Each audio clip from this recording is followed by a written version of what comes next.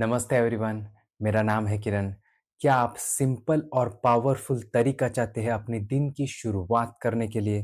तो ट्राई करें ये रिफ्रेशिंग, एनर्जाइजिंग, न्यूट्रिशन से भरपूर ग्रीन स्मूदी, जो आपको मदद करेगी वेट मैनेज करने में, डाइजेशन को ठीक करने में, स्किन और हेयर हेल्थ को इम्प्रूव करने में। ग्रीन स्मूदी को बनाने के लिए हमें सिर्फ 3 इंग्रेडिएंट्स की जरूरत लगेगी। तो पहला है 1 cup lightly pack leafy greens. तो इसमें आप स्पिनच, एमरनाथ, फेनुग्रीक, मोरिंगा या फिर जो भी आपके यहाँ लोकल और सीजनल लीफी ग्रीन्स अवेलेबल है उसमें से किसी भी एक लीफी ग्रीन को आप यूज कर सकते हो। दूसरा है 2 कप पल्पी फ्रूट्स। तो इसमें हमें 1 कप चॉप फ्रोजन बनानास लेने हैं और 1 कप चॉप एप्पल या फिर पाइनएप्पल या मैंगो, पपया, चीकू या कोई भी पल्पी फ्रूट को आप यूज कर सकते हो।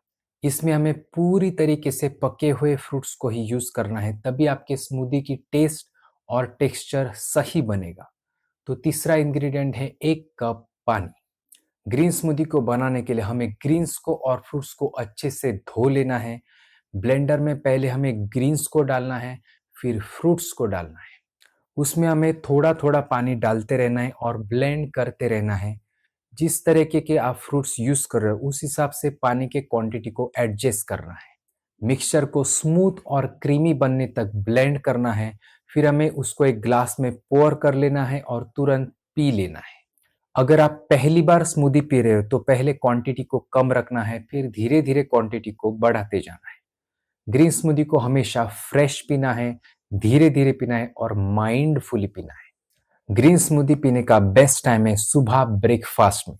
आप इसे स्नैक में पी सकते हो, लंच में पी सकते हो, डिनर में भी पी सकते हो, लेकिन हमें स्मूदी को कुक मिल्क के साथ कंबाइन नहीं करना है।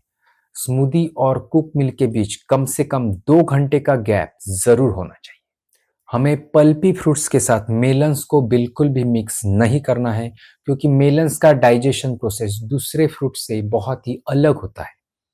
हमेशा हमें ग्रीन्स को रोटेट करते रहना है, अलग अलग ग्रीन्स को ट्राई करते रहना है। अगर आप स्पिनच का यूज कर रहे हो तो उसको 3 से 4 दिन तक ही यूज करना है। ग्रीन स्मूदी में हमें शुगर, सॉल्ट, नट्स, सीड्स या दूसरे वेजिटेबल्स का यूज बिल्कुल नहीं करना है। आप फ्लेवर के लिए जिंजर या लेमन का थोड़ा सा यूज कर सकते हो। आप स्वीटनेस को थोड़ा सा बढ़ाने के लिए कोकोनट वाटर या डेट्स का यूज भी कर सकते हो। ग्रीन स्मूदी को बनाने के लिए हमें पूरी तरीके से पके हुए बनानास को ही यूज करना है। उनके छिलके को निकालना है, एक डब्बे में उनको भर देना है और फिर फ्रिज में रख देना है। आप बनानास को 10 से 15 दिनों तक फ्रिज में स्टोर करके रख सकते हो।